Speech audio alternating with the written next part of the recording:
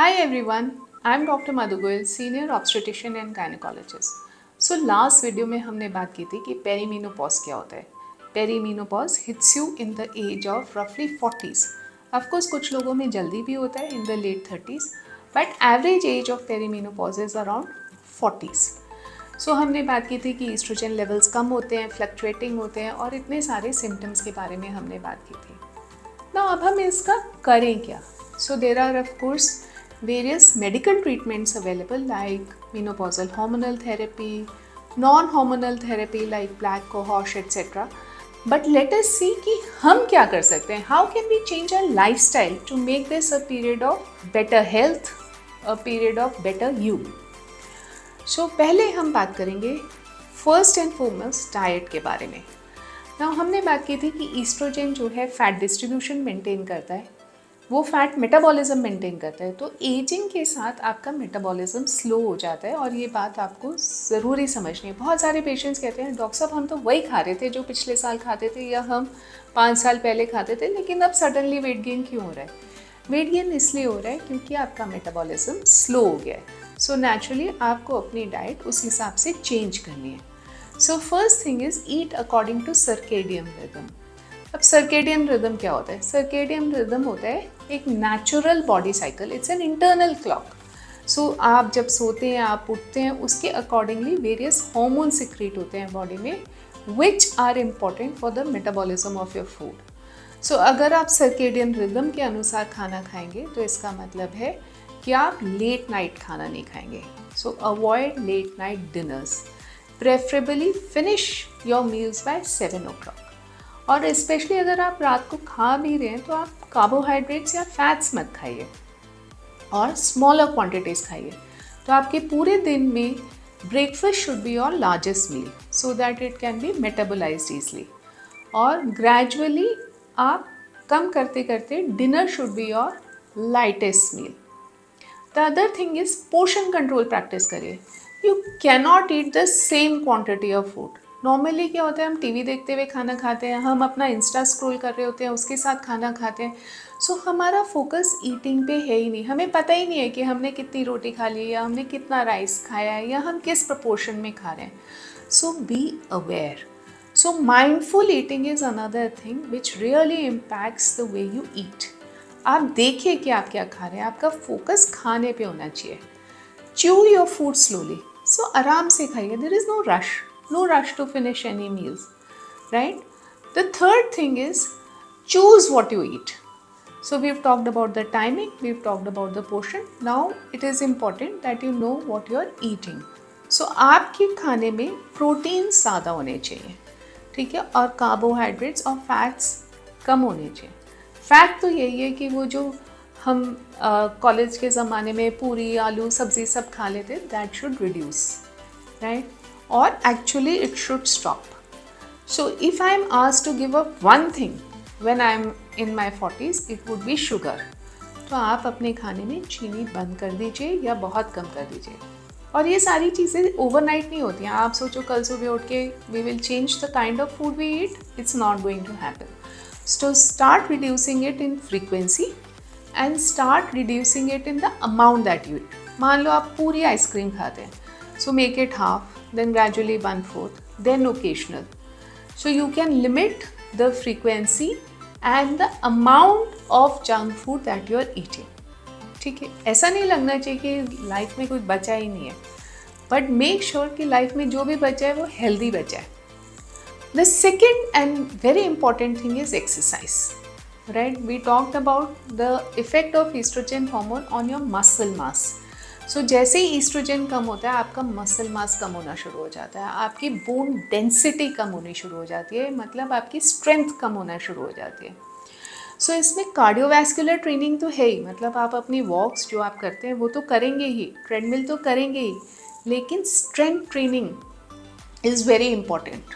You know, weights या pilates या calisthenics इस टाइम पे बहुत इम्पॉर्टेंट है. और कितनी बार होता है कि हम पेशेंट्स को बोलते हैं ना आप वेट ट्रेनिंग स्टार्ट करिए. आप यू नो व्हाट दे से कि डॉक्टर साहब हम तो कभी जिम में गए, अब ये कोई उम्र तो है नहीं जाने की. But let me tell you, I may be the oldest person in the gym, but I definitely don't want to be the youngest person in the ICU. So it is better that you start going to the gym rather than end up in the ICU. It is better कि आप personal trainer पे अपने पैसे खर्च करें rather than an ICU bed. So it is very important you do strength training, and guided strength training is what I would advise. क्योंकि अगर आपने कभी भी exercise नहीं किए हैं, ऐसा भी नहीं होना चाहिए कि आप suddenly start करें and then you have a muscle cramp or you pull your muscle or you have a any other soft tissue injury जो इस टाइम पे बहुत common होती है. So we talked about cardiovascular training, we talked about strength training. Flexibility is another thing. जैसे आप as होते हैं फ्लेक्सिबिलिटी कम होनी शुरू हो जाती है. आप देखेंगे कि ज़मीन पे बैठना मुश्किल हो गया है, उठना मुश्किल हो गया है. तो इसके लिए योगा या pilates is very good. So you have to start training. You should do in supervision. You start slowly and you build it up. But इसमें जो की है वो है consistency. It means you are committed to it. आप रोज़ training करेंगे at least 5 to 6 days of the week. You must do some form of exercises. It will change your life. Now the third thing we talked about is lack of energy, right? So lack of energy के लिए start saying no to things which are not essential.